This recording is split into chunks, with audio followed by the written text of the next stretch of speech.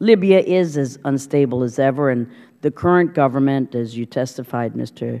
Cholet, is unable to provide security for its own institutions, infrastructure, or exercise control over its vast and porous borders.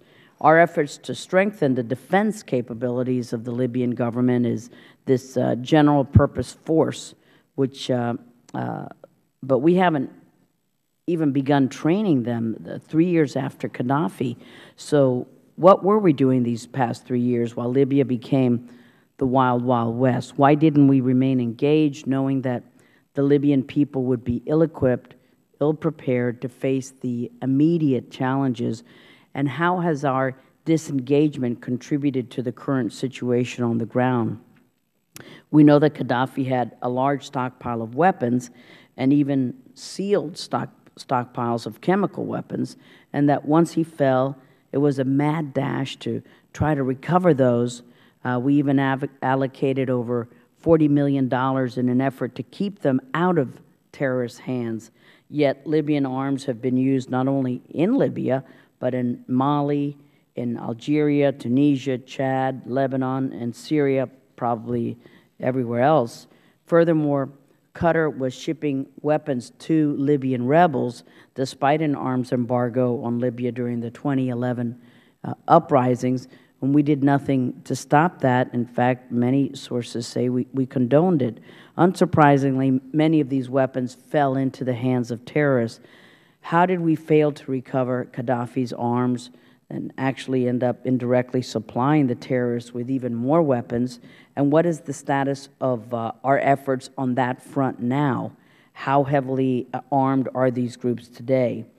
And Ambassador Patterson, today the people of Libya are going to the polls, as we have said, to select members of their new parliament. However, it seems that the administration is bent on keeping its hands-off policy in Libya, despite seeing where that has gotten us.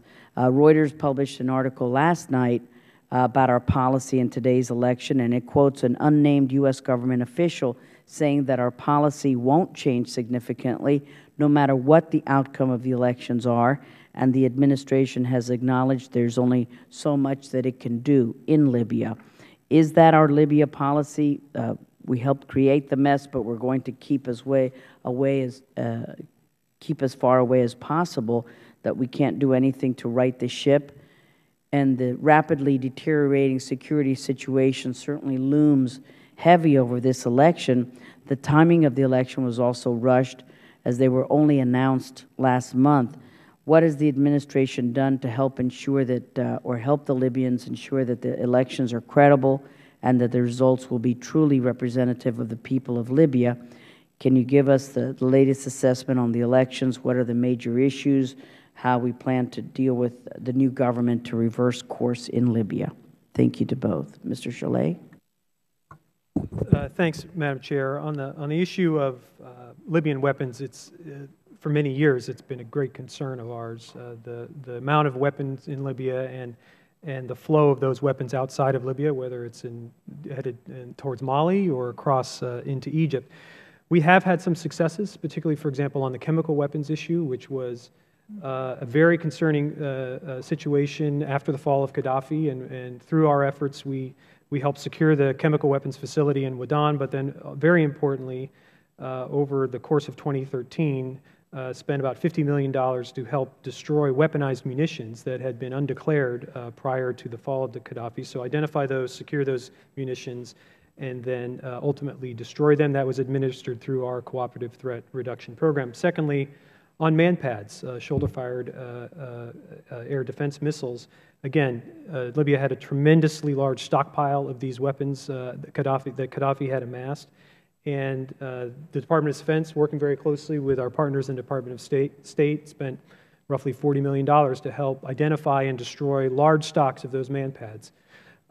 So we feel as though, even though we're still very concerned, there are some successes we've had. Very quickly on the general purpose force and the training effort.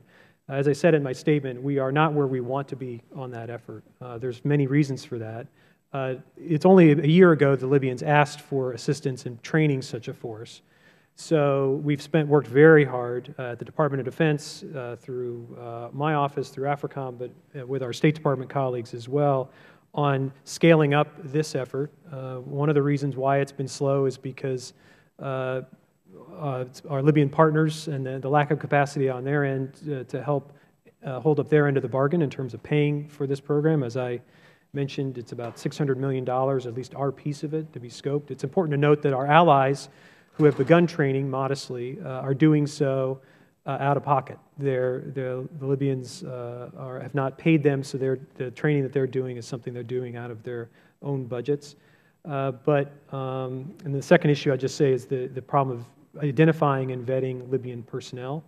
We want to make sure that the folks that we do train are qualified and capable of being trained. And one of the challenges we face is, given the security environment, we can't have the personnel on the ground in Tripoli right now to help execute this program. So there is a chicken and an egg situation here, where security is a huge problem, but because of the lack of security, we can't have the necessary personnel on the ground to help execute programs to improve Libyan security. So that's the dilemma we face. Thank you, sir. Ambassador Patterson. Say this morning that the 97% of the polls opened on time. Participation seems steady but slow, but it's 112 degrees there, so they're hoping that participation will go up in the afternoon. And I think, Madam Chairman, that we have tried to be very much engaged in this electoral process. We've trained over 400 election observers. We've provided advisors, 3 advisors to the Electoral Commission through IFAS, very respected institution. National Democratic Institute is working with political parties to train particularly young people and women, but to do capacity training. And then we've funded civil society organizations who are promoting voter mobilization and voter education. So we've tried, and I can talk about the Constitution process too. So we've tried to totally lean forward and support this election process, which is going okay so far, and we're hoping it will result in a new legislature in a few weeks. Madam Chairman, we have a program should the political situation and security situation stabilize, to very substantially increase our presence and our involvement in Libya, because the range of what they need, as Mr. Deutsch noticed, is technical assistance more than money. They have a crying need for assistance on issues like public finance and budget management and managing the revenues from the petroleum sector. And we are very anxious to be engaged with them in those areas. So we are planning to up our capacity there. As Derek says, a lot of it comes down to the amount of risk we are willing to take and the amount of people we're willing to put on the ground. Thank you. Thank you very much. And now I turn to the ranking member, Mr. Deutsch, for his questions.